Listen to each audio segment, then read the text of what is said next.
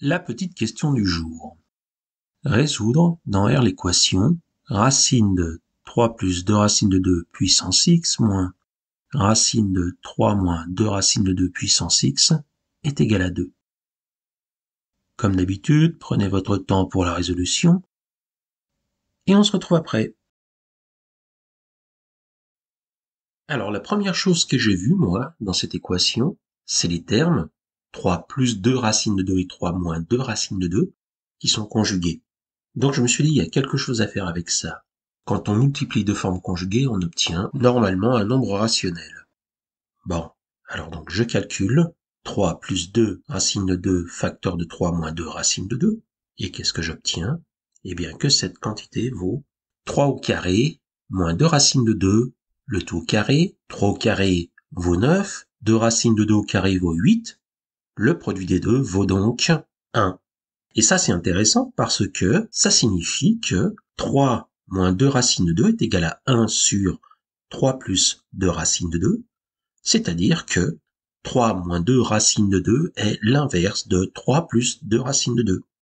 Et ainsi, l'équation se transforme donc en racine de 3 plus 2 racines de 2 à la puissance x moins 1 sur racine de 3 plus 2 racines de 2, le tout à la puissance x, est égal à 2. Arrivé à ce niveau-là, je vais multiplier les deux membres de l'équation par racine de 3 plus 2 racine de 2 à la puissance x, qui est strictement positif. Et qu'est-ce que j'obtiens? Eh bien, racine de 3 plus 2 racine de 2 puissance x facteur de racine de 3 plus 2 racine de 2 à la puissance x nous donne racine de 3 plus 2 racine de 2 à la puissance x au carré, moins racine de 3 plus 2 racine de 2 puissance x multiplié par son inverse, c'est-à-dire 1, est égal à 2 facteur de racine de 3 plus 2 racine de 2 à la puissance x. Et c'est là que tout devient intéressant. Si on effectue le changement de variable, grand X est égal à racine de 3 plus 2 racine de 2 à la puissance X, eh bien, on obtient tout simplement une équation du second degré tout à fait classique qui est grand X au carré moins 2 fois grand X moins 1 est égal à 0. Bon, on calcule delta qui vaut moins 2 au carré moins 4 fois 1 fois moins 1, c'est-à-dire 8. On calcule grand X1 qui vaut moins 2 moins racine de 8 sur 2. Et là, catastrophe. La valeur trouvée étant strictement négative, eh bien, X1 ne peut pas convenir parce que une exponentielle, c'est-à-dire racine de 3 plus 2 racine de 2 à la puissance x, est toujours strictement positive. Mais qu'à cela ne tienne, on va calculer maintenant la deuxième valeur, grand x2, et là ça se passe beaucoup mieux.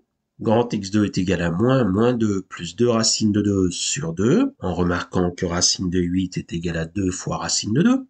On simplifie, on obtient que grand x2 est égal à 1 plus racine carrée de 2.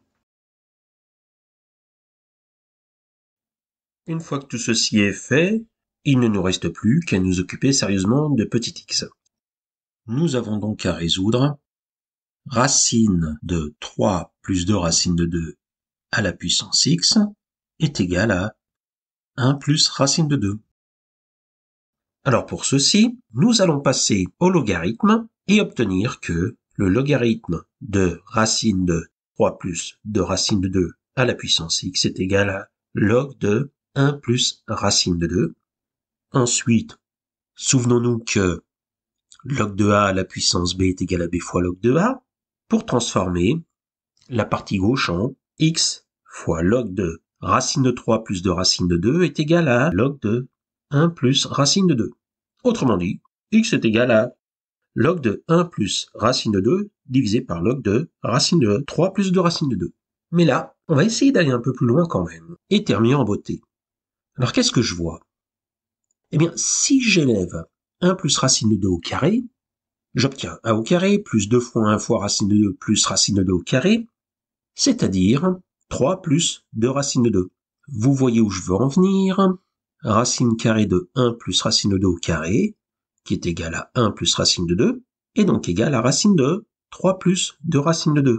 Et dans l'expression finale, eh bien, ma foi, tout se simplifie. Conclusion, l'ensemble des solutions contient un élément qui vaut 1.